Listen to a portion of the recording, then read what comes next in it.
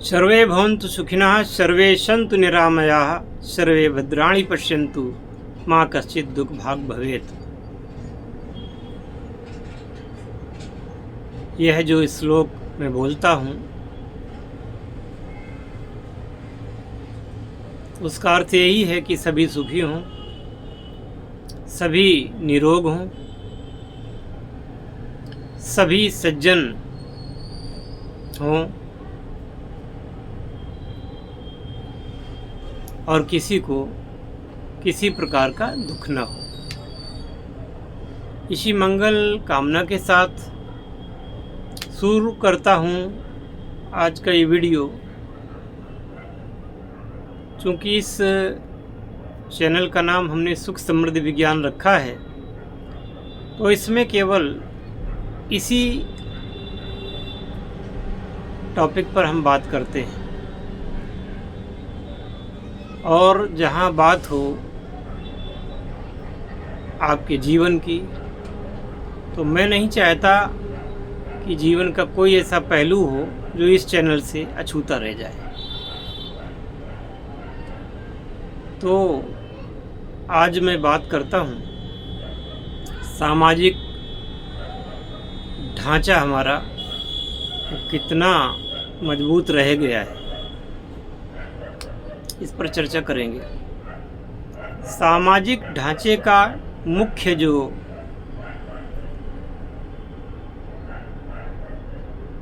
स्तंभ है वो है वैवाहिक जीवन, विवाह का जीवन। विवाह का जीवन एक ऐसी संस्था है, विवाह एक ऐसी संस्था है जो धार्मिक संस्था मानी जाती है।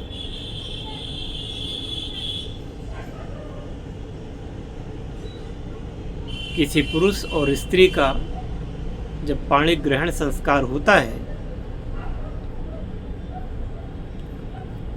विवाह होता है, तो इसको एक संस्कार माना जाता है और धार्मिक संस्कार के रूप में इसकी मान्यता है। ऐसी भावना के साथ कि एक बार हम मिल गए तो जन्म जन्म का रिश्ता है और जन्म जन्म तक इसको निभाएंगे। भौतिकवादी युग में विदेशियों के अंधानुकरण के कारण और भारत में जो दूसरी संस्कृतियां आ गई हैं उनके कारण यह व्यवस्था आज चरमरा रही है।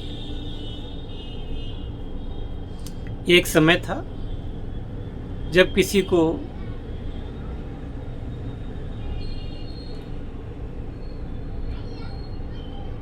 कोई बात मनवानी होती थी या कोई बात सिद्ध करनी होती थी तो वो कहता था कि असल के हो तो ऐसा करो।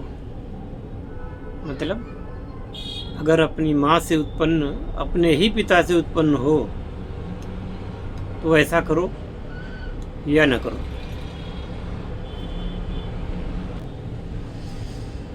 धीरे धीरे मान्यताएं बदली और आजकल तो क्या है कि एक ही स्त्री जीवन में कई कई पति बदल रही है।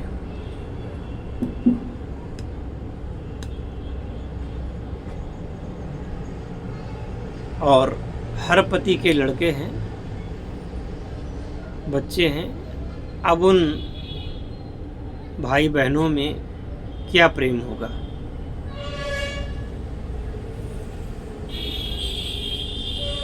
और क्या वो नया पिता उन बच्चों को वो प्रेम दे पाएगा?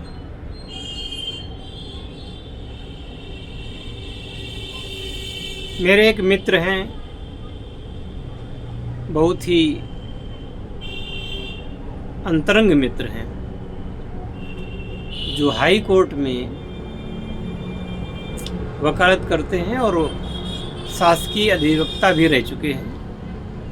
उनसे मेरी मुलाकात 5 वर्ष पहले हुई थी। हालांकि फ़ोन पर तो अक्सर बात होती है, पर जब वो आए थे यहाँ, चूँकि यहीं के हैं वो, तो उन्होंने बताया कि हमारे ज़िले कि 10,000 तलाक के केस हाई कोर्ट में लंबित हैं और लगभग इतने ही ऐसे ही केस हर ज़िले के। अब हमारे उत्तर प्रदेश में 75 ज़िले हैं और कुछ तो बड़े ज़िले भी हैं, महानगर हैं, वहाँ और भी जनसंख्या होगी, क्योंकि हमारे ज़िले की जो जनसंख्या वो लगभग 20 लाख है। तब यहाँ 10,000 केस हाई कोर्ट में है, तो जिला की अदालत में कितने कोर्ट केस होंगे तलाक के, अंदाज़ा लगाया जा सकता है। ये उस समय की बात थी, 5 साल पहले। आज की तारीख में तो और भी ज़्यादा बढ़ गए होंगे। अब उत्तर प्रदेश के कोर्ट केस को देख लो, इसके बाद पूरे भारत के जोड़ लो, तो ये संख्या लाखों में निकलेगी। इतने तलाक के केस चल रहे हैं। और हाई कोर्ट में तभी मामला जाता है जब सेशन कोर्ट से वो कोई व्यक्ति समझता है कि न्याय नहीं मिला है मुझे, तब वो हाई कोर्ट जाता है। तो मैं समझता हूँ ये भारत की एक बहुत बड़ी आबादी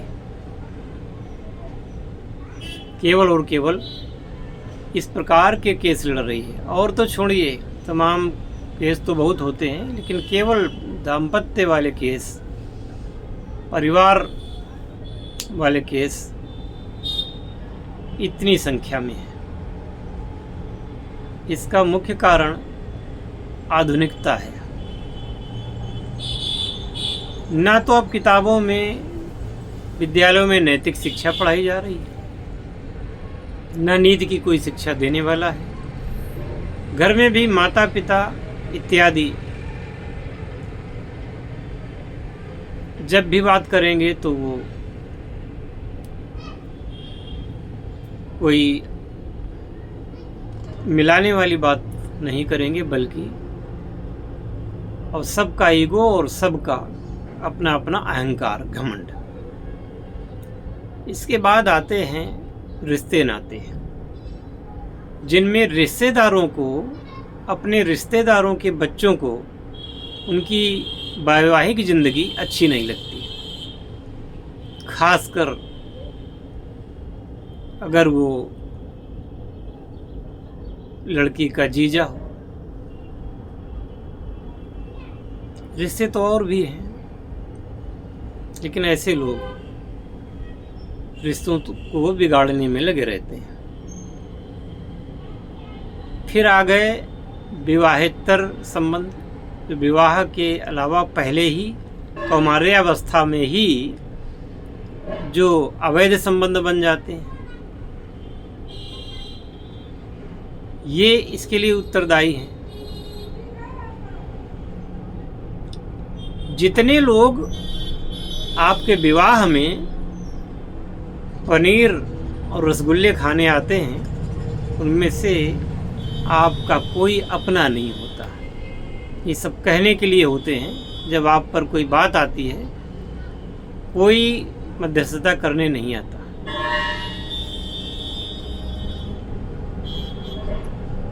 और चूंकि कलयुग का प्रभाव है,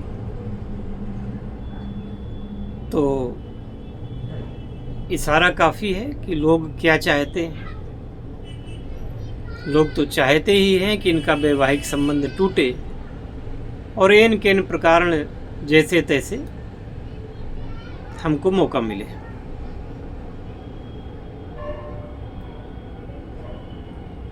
इन परिस्थितियों में पति और पत्नी का कर्तव्य ये बनता है, संसार में सबसे प्रिय, सबसे मधुर संबंध अगर कहा गया है तो पति और पत्नी का ही कहा गया है, जिसके द्वारा वैध संतान उत्पन्न होती है।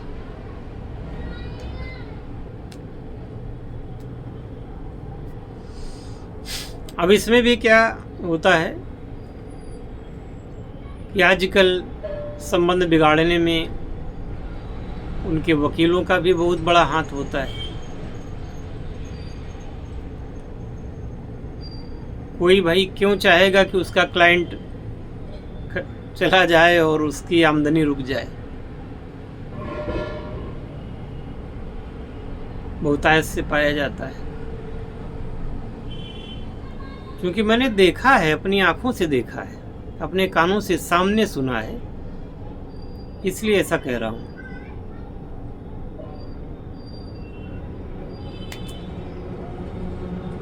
इसके बाद नंबर आता है तांत्रिकों का। जो ये तांत्रिक गण जानते समझते कुछ नहीं, ना इनको कुछ आता है, केवल और केवल शुरू कर दिया लोगों को, और वशीकरण के नाम पर खेल शुरू होता है।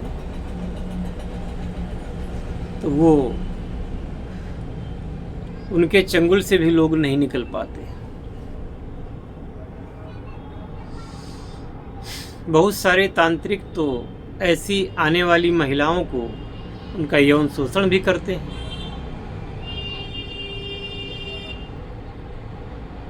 और अगर किसी का नाम लूँगा, किसी को कहूँगा, तो जाहिर है कि उसको अच्छा नहीं लगेगा, पर समाज में चल यही रहा है।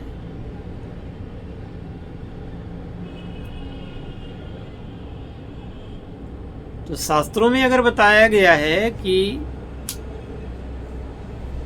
ये संबंध जन्म जन्म का है, तो कम से कम इस जीवन को तो निभाओ। अच्छे खासे प्रतिष्ठित समृद्ध परिवारों में जब नई बहू आती है, और अगर इस प्रकार की बहू आ गई, तो उस परिवार की मर्यादा को तार तार कर देती है, उसके घर वालों को जेल की हवा खिला देती है, न केवल पुरुषों को बल्कि स्त्रियों को भी।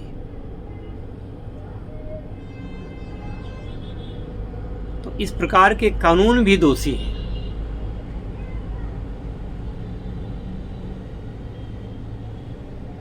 अब चूंकि कानून भी मनुष्यों ने ही बनाए हैं, कोई भगवान तो बना नहीं गए। भगवान के जो कानून हैं वो अपना काम करते हैं। तो इन कानूनों में भी सुधार होना चाहिए। और मैं आपको बता दूं, इन तांत्रिकों के पास जाकर के, इन बाबाओं के पास जाकर के आज तक किसी का भला नहीं हुआ है। वो लौंग इधर रख देने से, ये टोना टोटका कर देने से, गले में ताबीज बांध लेने से, है ना, वो भभूति ऊपर डाल देने से, भभूति खिला देने से, इस प्रकार की जो क्रियाएं लोग करते हैं, वो अपने आप में महामूर्ख की श्रेणी में आते हैं, क्योंकि ऐसा कुछ होता नहीं। और इसके नाम पर करोड़ों रुपए का ये व्यवसाय लोग करते हैं।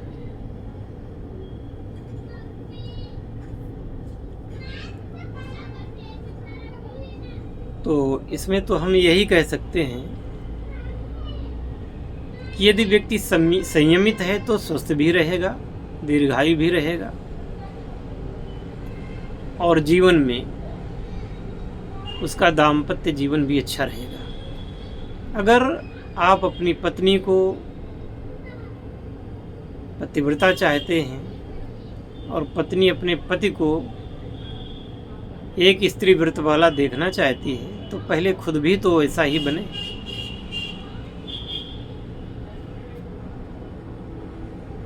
चलो, किसी से कोई गलती हो गई, उसको सुधारें और एक संयमित अच्छा जीवन जीने की कोशिश करें।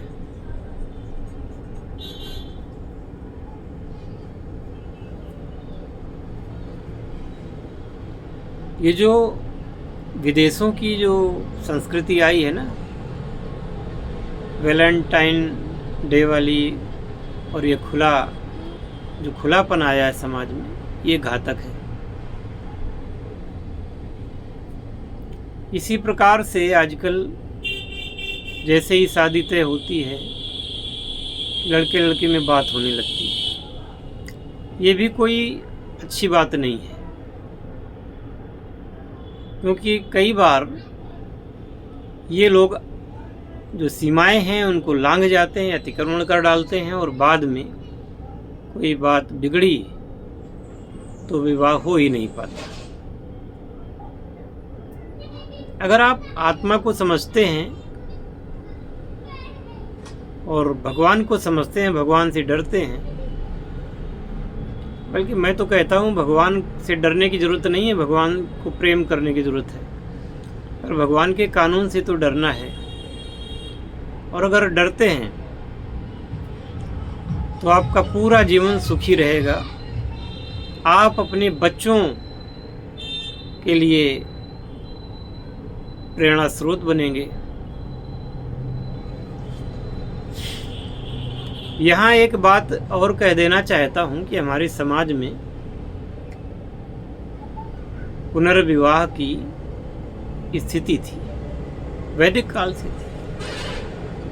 यदि पति की मृत्यु हो गई हो, कोई सहारा न हो और बच्चे भी ना हो, तो संतान प्राप्ति के लिए या तो वो स्त्री नियोग कर सकती है या पुनर्विवाह कर सकती है। इसी प्रकार से यदि पुरुष संतानहीन है तो वंश चलाने के लिए उसको दूसरा विवाह करने की अनुमति थी। और आजकल केवल फैशन में लोग ये सब कर रहे हैं, और उसी प्रकार से संबंध विच्छेद के केस भी बहुत ज़्यादा बढ़ रहे हैं। कोई आपको राहत देने नहीं आएगा, कोई आपको राहत पहुंचा ही नहीं सकता। आपको स्वयं समझना पड़ेगा और अपने जीवन में जीवन साथी की महत्ता को स्वीकार करना होगा। नहीं करेंगे तो भोगेंगे। जो प्रकृति का कानून है, भगवान का कानून है, वो नहीं माफ करेगा। यहाँ तो भले ही आप बच जाएं, वहाँ नहीं माफ करा जाएगा।